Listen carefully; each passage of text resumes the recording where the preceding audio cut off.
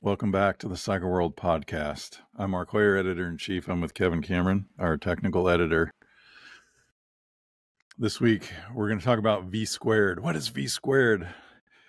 V squared damping in general, how a shock and a fork works on the motorcycle inside, the magic inside, or the lack of magic, as we discovered on my 72 Yamaha XS 650, which boings hither and yon and makes squeaky spring noises and probably hasn't had fish oil in them since 1977. So yeah, that's what we're here to talk about. We're going to talk about oil going through an orifice and then controlling the orifice with a valve. So lots to talk about in a small area. Well, a vehicle is a mass on a spring.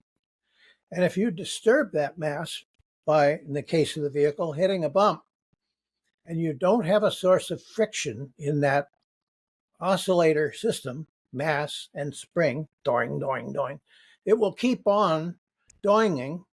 And I remember a 49 Ford following the school bus. I could look back at the thing and the front of it was just nodding and bowing. And it just went on like that. Nothing in the dampers. So in the early days of motoring, of course, all people wanted was something that would run.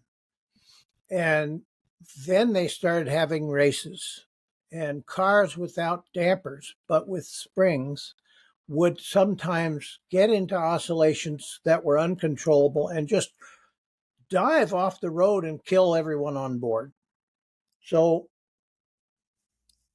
before 1900, the friction damper was invented, which was basically like a miniature clutch with levers coming out. One lever controlled the steel discs and one controlled the friction discs. Friction came from leather, oiled leather. And then holding this pack of discs together was a big wing nut on a screw.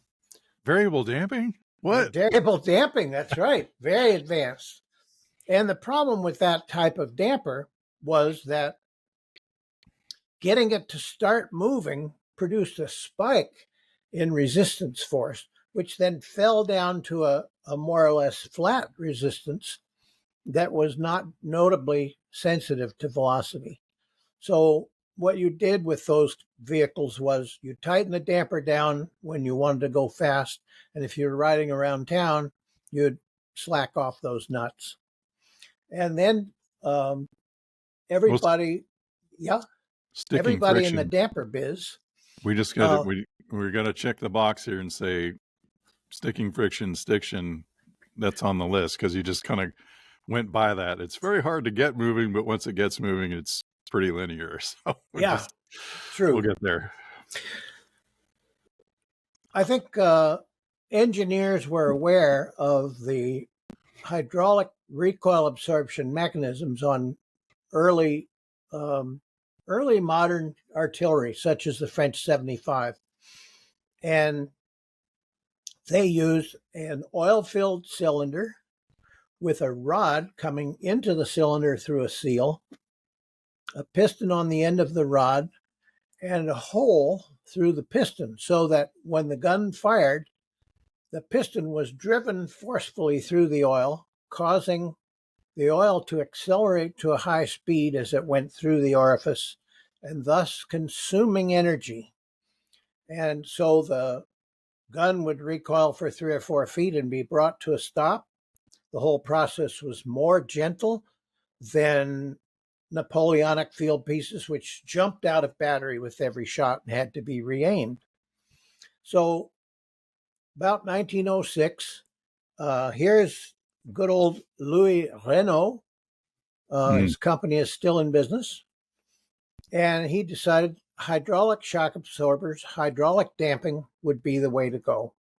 And even though his ideas didn't catch on immediately, those friction dampers under various names like Andre or Hartford carried on into the early post-war years. I think either Gilera or one of the other Italian firms still had friction dampers when they started out. But here came the McCandless brothers, who have invented everything. And when they built the featherbed chassis for the Norton team in 1950 season, they used Citroën parts to make hydraulic rear dampers. So their featherbed bike had fluid damping, which didn't suffer from stiction of the kind that the dry friction dampers did. But people noticed very quickly that having a simple orifice through the piston was very upsetting when you hit bumps, because when you hit a bump, the bump throws the bike up in the air, and the resistance of forcing fluid through that hole made it worse. So it was very upsetting to hit bumps. So they put a one-way valve in so that there would be damping on rebound, but just a simple orifice on compression. But the terrible fact, and the reason for entitling this episode V squared, is that the resistance of fluid to being pushed through that hole faster and faster does not increase in direct proportion to the velocity. It increases as velocity squared, which means an exponential curve that quickly turns vertical and was responsible for riders exiting the infield at Daytona from turn 5 onto the 32-degree banking with a great thump. And it was so upsetting they had to arrange to have a gear change there so that the rear wheel would be more free. The shock absorber manufacturers were aware of this, and they decided to build what they called a pop-off valve on the compression side, which was a large orifice closed by a ball, or there was a row of orifices around the piston, drilled all around in a circle, with a washer sitting on them, backed by a spring. Yep. And either way, as the compression velocity of the damper rod increased, at first it would be V squared from the simple orifice that we began with.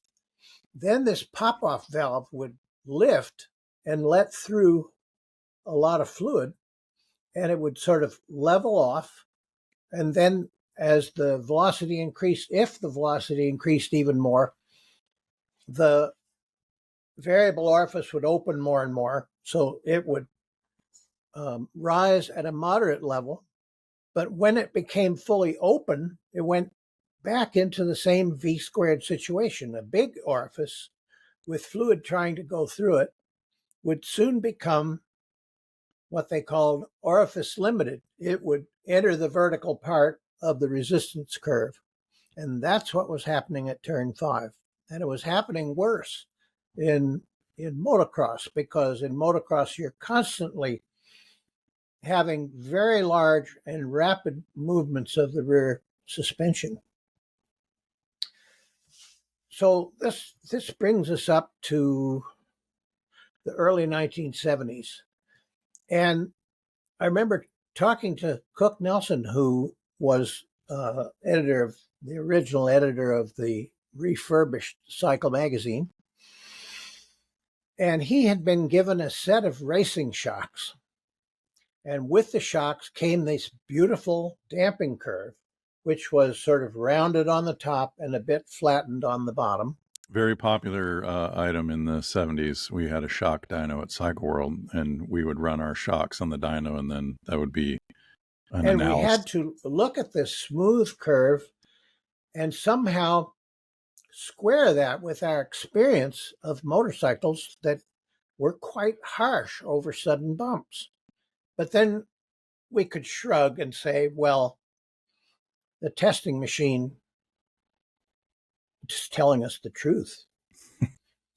But all along, what was happening was that where riding on pavement was concerned, someone in the depths of history had decided, oh, the maximum damper rod velocity can't possibly exceed X meters per second. So the That testing machine was made for that. Yeah, shaft speed. We're talking about that's the difference between high speed damping and low speed dampening. If you're riding along on the road and you have an orifice damper, like he's talking about, and like a damper rod fork, if you make the compression hole small enough to control low shaft speed, like waves in the road, you make it small enough to do that, and then you would get rid of wallow. You might get rid of wallow.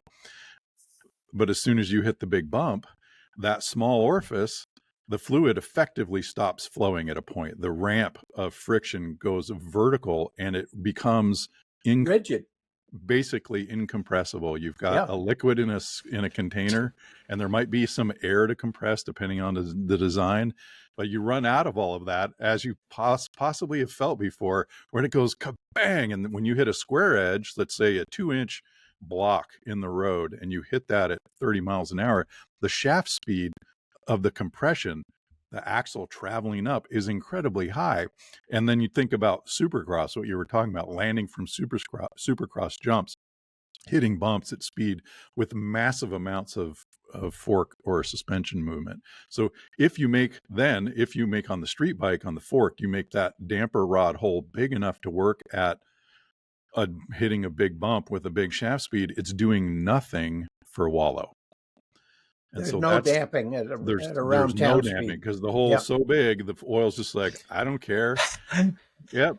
And so, what we're trying to do is control the size, basically the size of the orifice and the volume and velocity of fluid, so that it doesn't, some people want to eliminate V squared completely. They want a giant valve with great big holes in it and then a shim stack to control that, so that you don't get the spike. You can have a small amount of damping at low shaft speeds and then good controllable damping at high shaft speeds. The question that I often get is, well, can't you just fix that on the clickers? And the problem there is that the clickers are only adjusting low speed damping.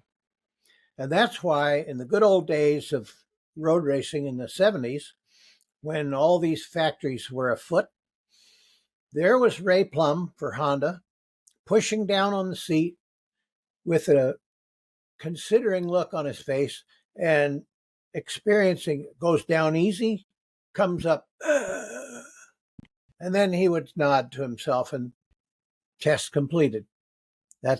I call it doing a Ray Plum. And what you're doing there is you're adjusting a needle in an orifice to control low speed damping, which is the first part of the curve, first part of the velocity versus resistance or damping force. So at some point, people like the Fox brothers and some questioning minds at Honda and elsewhere just happen to have a device handy to measure damper closing rate, and they must have stuck it on a road race bike. Holy Toledo! It's not X meters per second, it's X times 5. Well, let's turn up our test machine. Oh, sorry, we've already got it on maximum. It can't go that high. Our thinking about damping and the drawing of those beautiful damping curves were artifacts of an unsatisfactory test procedure, namely a damper testing machine that couldn't close the shock or open it rapidly enough to model reality. So people with a budget, in the 70s there was some, created shock testing machines that could achieve these higher velocities. And when they tested existing shocks on those higher speed machines, it broke the shocks to pieces. It tore the damper rod out of the piston, or it damaged the machine. So over lunch and possibly a beer or two, they considered the matter and realized that compression valves, even with a pop-off valve or a blow-off valve that I described earlier, were going into orifice limitation even when with the valve all the way lifted. So for this reason, they turned to a completely different system in which the washer covering the holes performed the function of one, opening and closing the holes, and two, being the spring itself. It was either held down at the outer edge or at the inner edge so that the pressure of fluid trying to lift this washer off of the damping holes actually deformed the washer into a slightly cone shape. And this is what Mark was referring to earlier when he referred to the stack of washers, because they quickly found that you could tailor the resistance in its relationship to damper rod velocity almost infinitely by using washers of different thicknesses, washers backed by a spacer, backed by a stiffer washer that came in later in the curve. People became tremendously clever at this. And I used to enjoy seeing one of the early, very experienced technicians in this field trotting around the paddock with a piece of wire around his neck on which were all these washers in their proper sequence for somebody's shock. Somehow he kept this all arranged properly in his mind. But when you hear people talk about, I had my damper restacked, it means that the sequencing and the choice of those washers was changed to alter the curve of damping force versus damper rod velocity. Yeah, it's really something. I mean, to look at a complicated valve stack, or you could have like 3 stages, what you were describing earlier, and you have that first stage where you could just put like one little thin shim on there, and that's your low shaft speed, and it comes off nice and easy.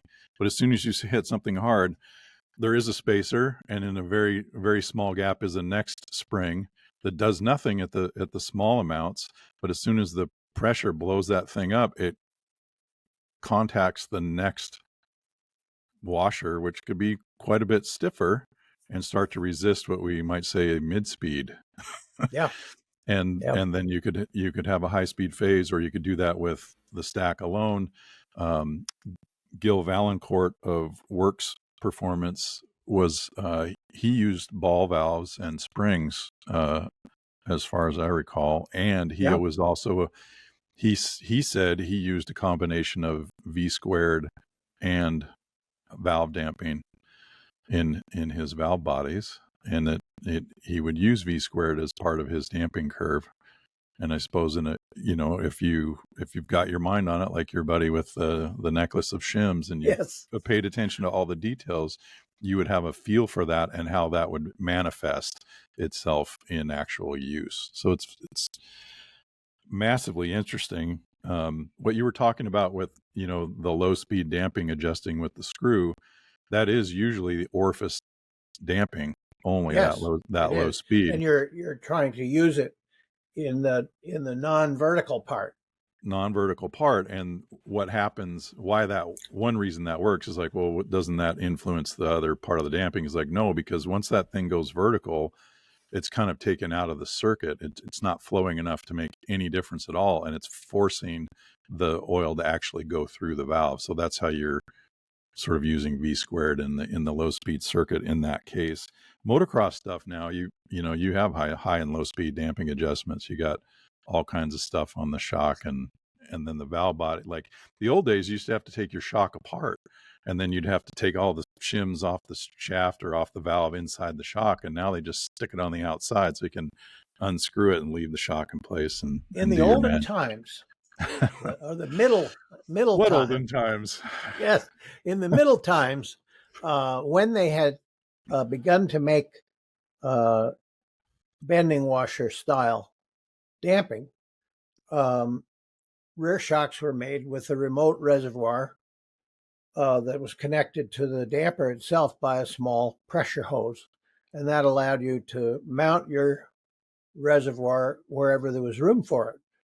And in those days, the compression flow was not driven by the piston, but by the piston rod. The fluid displaced when the rod entered the cylinder was controlled by its own stack of washers to control compression movement. And later they decided, well, a basic principle is the more fluid you pump, the finer the control that you can exert over it. So they began to make dampers with rather larger pistons, and that was especially important in front forks where there's not a lot of room inside. But this business of the remote reservoir brings us to the question of cavitation. Somebody gave me a tremendous horse syringe, just a monstrous thing. And if you filled it halfway with oil, it was no trouble at all to just pull the piston back and see nothingness in there. And then when you let go, it would close up and it was like, oh, the nothingness disappeared. That is cavitation. Imagine the piston moving back and forth in the oil-filled cylinder. If the piston moves faster, then the low-pressure side can refill, either through holes in the piston or valving at the bottom. It will pull the oil apart. And if the system reverses motion, now we're on rebound, the first thing that's going to happen is it'll close up that emptiness and hit the solid oil with a thump, and you'll feel that. No control, and then you won't whap. like it. Yeah. You won't like it. So they thought, what if we pressurize the oil? Because then we can crush that cavitation down to nothing. So they found that with 10 or so atmospheres of pressure, that's 150 psi roughly, or a little more, they could eliminate the trouble with cavitation. Okay, how do you keep the inside of the damper always pressurized? You add an accumulator. An accumulator is another cylinder with a free piston in it, not attached to a rod. The piston is well sealed. On one side is the damper oil and the hose going to the damper body. On the other side is gas pressure, which you've put in there through a Schrader valve or something else you had to pay for. And this maintained pressure on the damper oil, even as the piston rod went in and out of the cylinder, the motions of that free piston would accommodate the extra volume of the damper rod entering the oil-filled chamber. So that crushed cavitation out as a problem. But then they thought, oh, we're getting complaints from riders that our compression damping is crude, it isn't working well. Maybe we need a larger compression flow.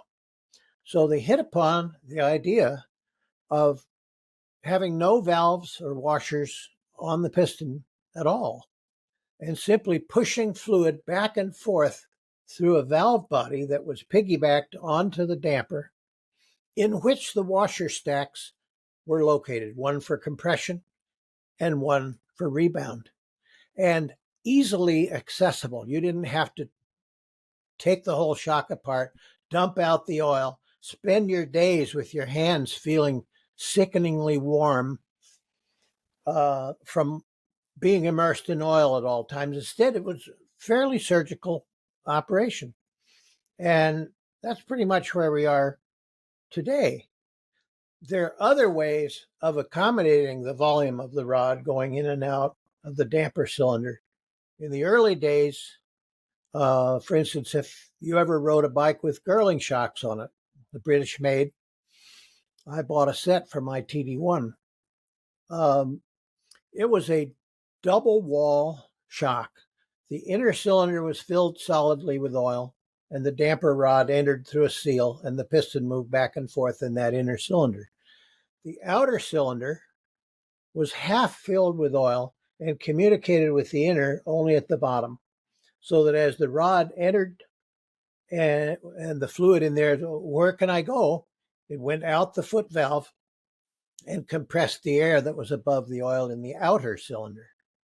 Another way to do that was to take some bubble wrap out of a package that you just received, cut out a little square, and tuck it into the outer, fill it right to the top, and put the cap and seal on. That way, the air in that bubble wrap was being compressible, would allow the damper rod to vary the volume. So, and then there's a last method of accommodating damper rod, and that's called through rod construction. And you've all seen it in steering dampers, which have a rod going in and a rod coming out the other end. And the damper piston is in between, joining the two rods together. So it's a constant volume system. There's no problem with having to compress gas or any of that nonsense. It's also widely used in fork dampers. The through rod damper is popular for forks because adding the pressure feature just means more junk going up and down with the wheel. There have been a lot of interesting solutions. So in your vintage, your 70s, like Yamaha XS 650 and well into modern times, still using damper rod fork because simple, low cost, and sort of adequate. Racetech has a solution for a damper rod fork called the cartridge emulator. Yeah. And that's a pretty neat thing because, once you've tasted good damping, you get really picky. And so being able to take a vintage fork and giving it something that resembles cartridge damping. So what you do there is that you hog out the compression hole on the damper rod so big that it's outside of the velocity range that you're probably going to hit. And then on the top of the damper rod, you put a valve body with a coil spring and a valve on it, and that closes that area and uses the spring as the compression damping element in a vintage fork. And then for rebound, using an orifice is pretty adequate if it's the right size orifice, because rebound is generally not as wide a range of shaft velocities. So you can sort of, because it's the spring pushing the fluid through the orifice. Yeah, and I mean, gosh, everything influencing it, the movement of the axle and the wheel, the weight of the wheel, the diameter, how heavy are the brakes, all the things that add up to trying to control the mass. Light wheels.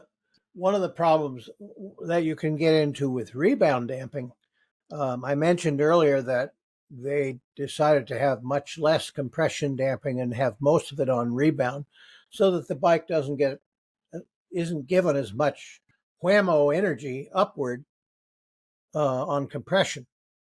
But if you have 100% of your damping on rebound and you go ride through a bumpy corner, each bump compresses the suspension, but the rebound damping slows the rebound so that as you pass through the corner, your bike is pumping itself lower and lower on its suspension. We're packing, yes. And now we're dragging the frame rails if we're riding an old motorcycle old enough to have a frame. And otherwise, we're dragging the cases or dragging the exhaust pipes. And in any of those three cases, you're likely to be lifted up off the wheels and go sliding in ignominy off the road. And we don't want that. So there needs to be enough compression damping to discourage that. There are special places where compression damping, it's a question in the tuner's mind whether to use more spring, that is, make a stiffer spring, or more compression damping, the dynamic solution. One of them is the bottom of the corkscrew at Laguna Seca, which is a kind of a pull out. You dive down the side of the hill, and then you go onto a level, and of course it compresses the front end quite a bit. Well, what we're trying to balance there is the velocity and mass in compression versus where the suspension is going to settle, because all the spring does is hold the motorcycle up. It's going to hold it at a level because the spring has an area where it's effectively supporting the motorcycle. There's going to be some preload on the spring, which is there's a free length, and then the weight of the motorcycle compresses it some percentage, often on a street bike, 20%. And that's the ride height, is where how much the spring gets compressed by the load that it's carrying.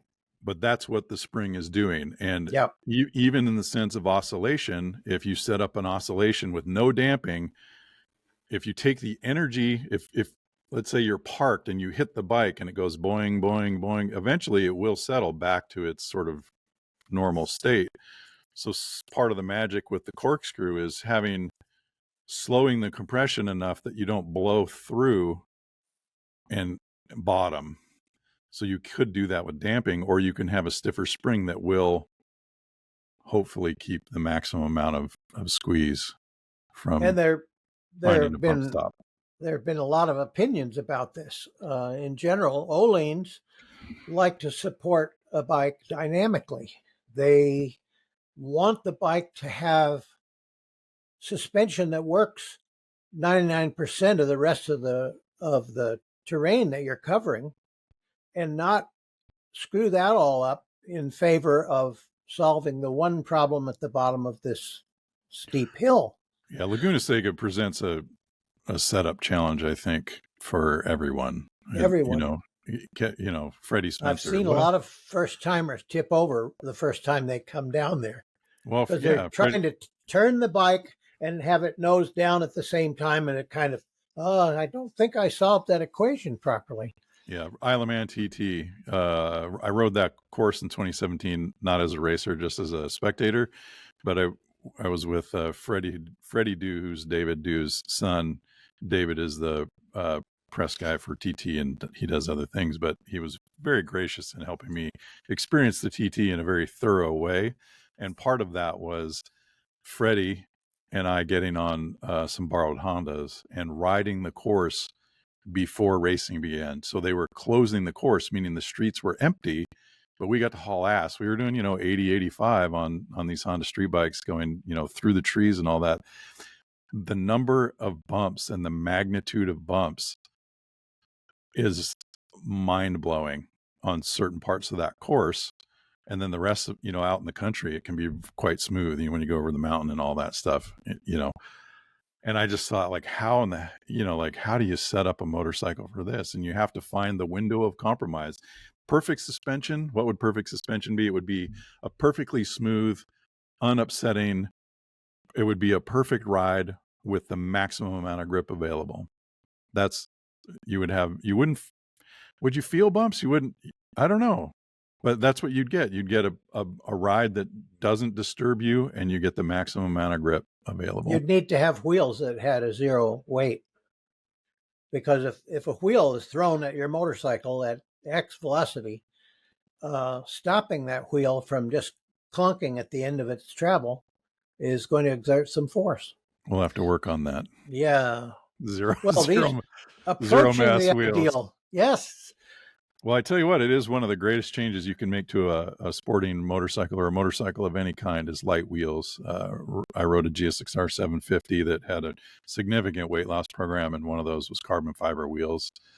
And it was a mind-blowing difference in motorcycle dynamics and a real lesson for me at that time. Just lightening the wheels, it's the double benefit. You get a linear lightness, like the straight line, like just accelerating like your brain, like your head, your body, but it's also rotating. So your acceleration is better, your braking is better, your suspension action is better. You would revalve for wheels that weighed 3 pounds less. Anyway. When Earth Kanemoto was doing call your carbon fiber wheel supplier at the race at trackside, he he used rim width as a means of controlling tire grip so that you could balance it front to rear. Because if one tire begins to slip sooner than the other, that puts an end to your attempt to go any quicker through that corner. So he had rims in increments of 1/10 of an inch of width. And of course, along came the rules makers and said, not anymore, you don't. Because this is a democratic sport. Yeah, Now, I'm trying to envision him with a necklace of rims 1/10 of an inch, like well, going back to your. he talked about meeting a guy at the airport who was bringing him some carbon fiber wheels, and he said he looked like a pizza delivery guy because he had these big flat boxes. Made me hungry. The wheels turned out to be too stiff. That's another thing, is that people are paying some rider quite a lot of money. Are they going to tell him, no, we're not going to make wheels that are what you like? You're just going to have to make the best of it with what we give you. I think that's a self-answering question. But certainly reducing the mass of stuff that goes over bumps is wonderful, for the same reason that the stylus that played 33 1/3 RPM records had to be extremely light so that it could follow the motion of the wavy grooves in the record. Oh, it's part of your setup of a turntable is getting that weight. You got your screw at the back, and you go through the process to make it weigh nothing. Yep. Cantilever. And of course, brake discs. In 1972, when I built my 750 barn job road racer, Kawasaki, each brake disc weighed 7 pounds. When we first got our 1974 TZ750A Yamaha, each caliper weighed 4 1/2 pounds. Now, the calipers that Brembo supply for MotoGP weigh 1 pound each. And the brake discs, being made out of carbon, which has a density of like half the density of stone, and stone has like close to 1/3 of the density of iron or steel, brake discs are wonderfully light. So if you've got either forged magnesium or carbon fiber wheels, you've got tubeless tires, and they've made the tires thinner constantly, both race tires and street bike tires, and you have lightweight brake discs and calipers, it can make a tremendous difference. I put all the junk from the rear end of a CB 900F on the scale, and I found that what was moving up and down over the bumps at the rear of that bicycle was weighed 65 pounds. Yeah, I one of my favorite favorite motorcycles of recent times, and by recent I mean 20 years. But Yes. is a XR, the Harley Davidson Sportster XR 1200X. We have one in our family. The rear wheel assembly with the pulley and everything is 43 pounds. That's a lot. Yeah. And that's not a race bike. It's not dynamically. It's a lot of fun, but yeah, 43 pounds. That's a lot going on, man. Well, when people were dirt tracking two strokes, of course, a two stroke has its power is sort of proportional to an organ pipe. If you blow into an organ pipe at the wrong frequency, it doesn't resonate at all. So it has a response curve that's a sort of a haystack. And if you are trying to come off a corner, you'd like your power, your torque to be, your driving force to be smooth enough that the grip on dirt can accommodate it. So guys said, well, let's make the wheels heavier. Let's make the rear wheel heavier so that it'll act like a huge flywheel and kind of smooth the engine out. So they used to fill the inner tubes with water. And they made a rule against it eventually, but I always thought that was wonderful that you might get to the end of the race and the three top bikes are there on the podium and you can hear this sloshing. The water's Oh, still yeah, going around in there. water was away. Dirt track wheels in recent years have had significant mass added to them, metal mass at the outer ring where it'll have the most effect. And I think they have a limitation on that, but yeah, big heavy wheels. I was thinking back to what you said earlier about, bouncing on the suspension, and you can kind of get an idea of a rebound by compressing the rear and letting it go and saying, like, counting 1/1000. You can sort of get an idea like, yeah, that's probably in the ballpark. But it's also important to think that the suspension, the oil is probably not warm at that point. And there's nothing going on. It's the actual riding conditions. And then I see folks grab the front brake and bounce up and down on the fork. And like, you can bounce on the fork, but you shouldn't hold the brake. And you can kind of like look at it and say, yeah, the rebound is, yeah, that looks about right. Like you would eventually get sort of a judgment for it. And then you can also feel if like, oh my gosh, the compression is very stiff. You might get an idea of that, but you really need to be 5 laps in and riding around and trying to be sensitive to what's happening. And I think that's one of the things that I've observed over many years of riding is, a few clicks on a damping adjustment. If perfect rebound damping gives you the mythical 100% traction or some near, so they call it 90% because it can't be perfect, but good, whatever, call it 90%. And that's the best that the fork has. And you're on either side of that. And you go a couple clicks out, it might be 87%. And the sensitivity to knowing the difference is really where a lot of that tester and rider magic is. And then working with a crew chief and translating.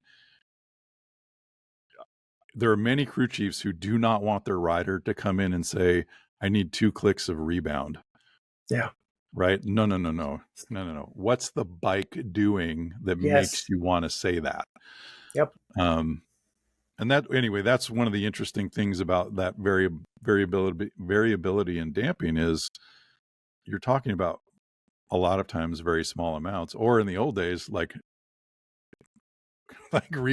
shock rebound. Oh, it's adjustable. It has 4 positions. Yeah. Position 1 is like somehow less than 0. It's like nothing. Position 2 is like, Position 3 is maybe there's something, and 4 is, yeah, I guess we got some, but it was never enough. Yeah. It's so interesting tuning damping also for street bikes versus sport bikes. And then the percentage of sport bikes that go to the track that actually go to the track is really low. Like a CBR 1000, most of those get rattled around on the street, drag raced, wheelied, sport riding, but actually going to the track is a really low percentage. So when you're deciding in product development and tuning what to do, it's a real philosophical decision on how to set it up. Because like if you go back to the VTR 1000 SP, the RC51, and the CBR 929 954, those were 2 philosophies at the same time. And the RC51 was more like race damping, more stiff, more like race damping. 954, true to the CBR, like Tadal Baba, the large project leader for the CBR 900R, wanted he always called it the bigger circle. So it was light. It had the 16-inch front wheel, even though the rolling diameter of the wheel was similar to a 17. He was doing all these things to make the CBR like a really great street bike, sport street. It was like to make more riders happier in more conditions. That was the bigger circle philosophy. And so the 929 954 carried that forward, and it had more street bias damping. It was softer. I always liked the RC51. I liked the way that suspension felt. I felt like it was where I wanted to be. And then you got Ducatis, and I think one of my favorite quotes from an old comparison test. We used to let competing tester manufacturer people ride each other's bikes if there was time, and the people had the inclination. Everybody had to agree and whatever. But one of the guys from a Japanese manufacturer went over to a 998, and and he's like, everything about that bike is hard. It's just hard because the seat was thin and the suspension was stiff, and the riding position on those was pretty extreme. And the Japanese were not doing that as much. They were trying to hit a broader target than hey, here's the thing. Let's go win Monza. If you put sticky tires on your car, about the only suspension response you can have to that is anti-roll bar stiffness, because the tires are going to let you go faster around the corner, which means more weight transfer to the outside and excess concentration of load on the outer tires.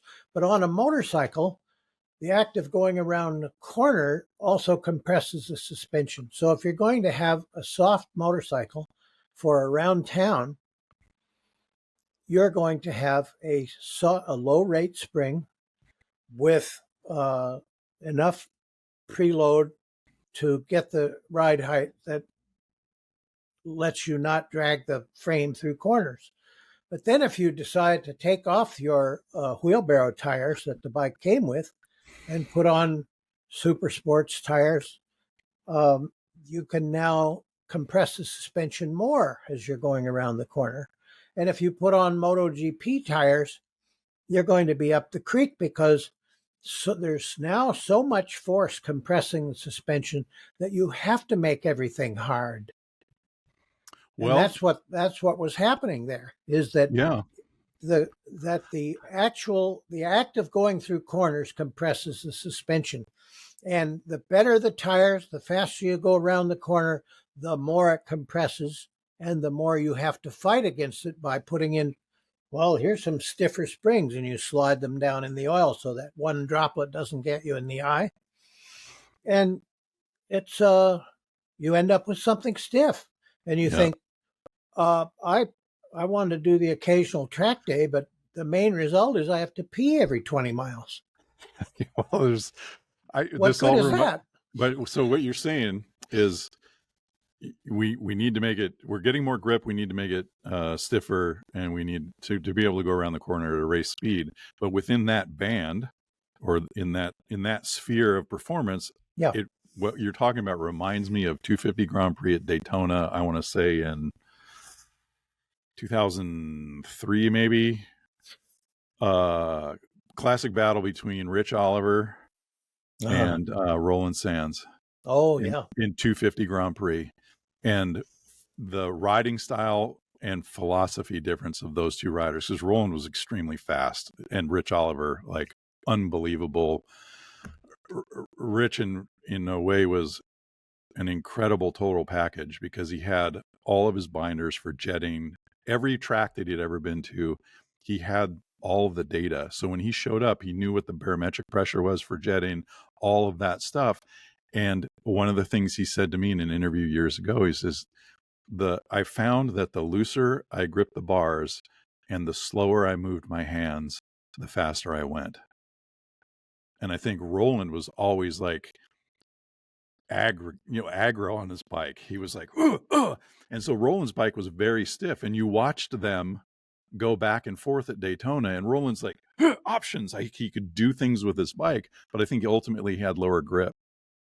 And Rich would set up his bike to be more supple and give him a greater outright grip, but he couldn't be as aggressive with it. And to me, I remember that race. That's a beautiful expression of how many ways there are to win and lose. Yeah. So I remember that race. If we're talking about the same thing, that Roland was stuck with him, and they went round and round like that. And at a point, I think Rich Oliver decided, I don't want to take a chance that this guy has some kind of plan for the last lap. So I'm going to have to break this guy. And he lowered his lap times. And you could see the pursuing rider beginning to make bigger mistakes and to waste more time getting them gathered up again. And finally, he made the rational decision, which is second is better than gravel. And that's the way they finish, with some respectable gap between. But for the first quite a few laps, they were nose to tail. yeah. And of course, other riders have spoken about that looser grip. Mike Baldwin talked about riding the banking at Daytona. He said a lot of people want to be at a certain place on the wall. He said, I stopped doing that when I realized it was pulling the tack down. So I let the bike go to where it liked it, and I'd see the tack creep up. It's good to have some brain left over to observe the little things while you're riding. Yeah, definitely. There's a testing pace. When you go out and you're trying to get a lap time, you still have to have some brain left over. But if you're actually testing, for me anyway, I need to back it down. It's a different pace. It's still, I hope respectably fast and confident, but you really want to leave the brain power and then have your hands be you've got to feel those minor movements. You got to feel what's happening and try to discern what's going on at the back and what's going on at the front, and the slight differences in feeling when you roll the throttle on trying to exit the corner and all of that. There's an energy question here too. One of the Loudon races that Rich Schlachter rode on my 750, Boston Cycle 750, he rode the motorcycle like he was having judo practice, harsh, muscular movements. And he led the race, and he wheezed out because he used more energy than he had available. So at the end, his energy was dropping, and the other guys just, I'll take it from here. And it was disappointing because, of course, you always want your guy to stay up front there. Didn't happen that day. So that's another argument for not holding the motorcycle in a death grip, because how are you going to tell? How will you hear its questions and its complaints? Yeah, absolutely. And that brings me to the idea of figuring it out. If you don't know what too much spring preload feels like or not enough, if you don't know what harsh, like too much compression damping, not enough rebound, all of those things within you don't want to put yourself at risk. You got to be careful. You have to be thoughtful about your changes. But if you have a motorcycle that has adjustable suspension, go ahead and take your fork and put the maximum amount of spring preload in your fork, and don't change anything else, and ride a familiar piece of road. And typically, if I'm road testing a motorcycle, I will find a section of road, like there's a really nice mountain road that's kind of windy and low speed, and then the other side, it's a big flowing piece of road, and I would go up and down that. I'd go up with a certain suspension setting and come back down, think about what I was feeling. And that's a situation where I would say, I'm going to wind full spring preload into this fork and see what happens and see what that feels like. And then that's when you feel, when the spring is over compressed, you can feel how it doesn't have the supple range, and you can feel that in your hands. And you just repeating that with your own motorcycle and going through the range of adjustment. Take out all the rebound damping and carefully ride up the road, incrementally add pace until something happens that you don't like. Yep. And This is basically what Mike Baldwin talked about. He said, I like to start with nothing and then dial in rebound until I get what I like, and then add some compression and see how that feels. Because if you're not familiar with how these controls translate into your super fine drive feeling, as one of those wonderful manuals of the 1960s put it, you'll never know. And I see riders who are riding along with their shift pedal too high, and I think about that crampy feeling you get in your ankle from that. How can you ride like that for more than 5 minutes? Relax. Set up your motorcycle so you are comfortable. yeah, Because if you're uncomfortable, your body is going to say, the first message we have for you is that we don't like this. The other thing is you should lean over more or we'll go into the guardrail there. And you want to have the important messages on the top of the stack. And that means getting rid of all those negative feelings from bars that are at the wrong angle for your wrists, control pedal heights that are wrong for your ankles, things of that nature. We've come far afield.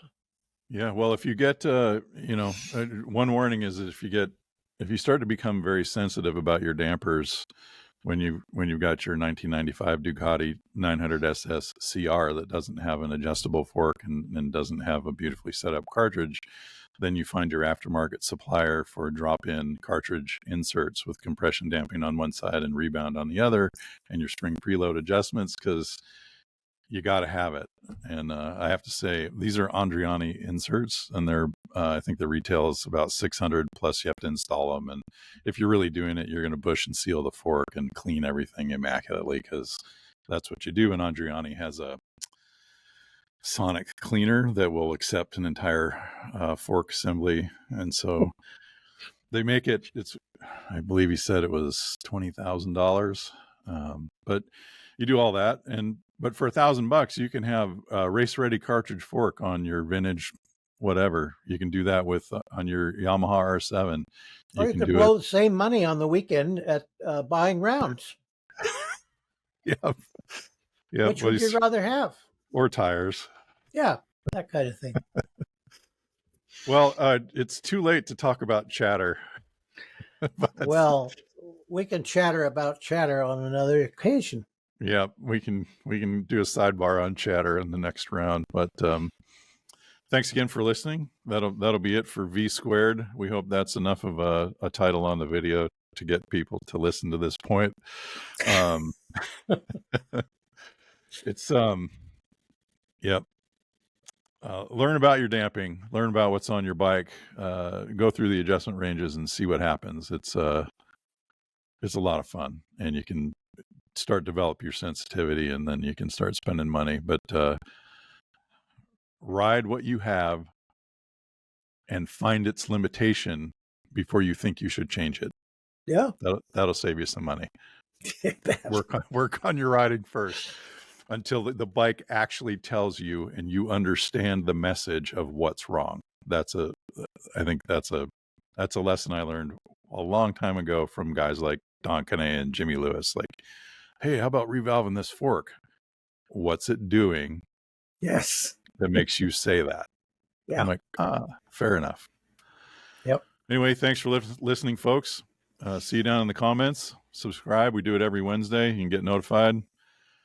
9 a.m. Pacific, 12 noon Eastern. See you next week.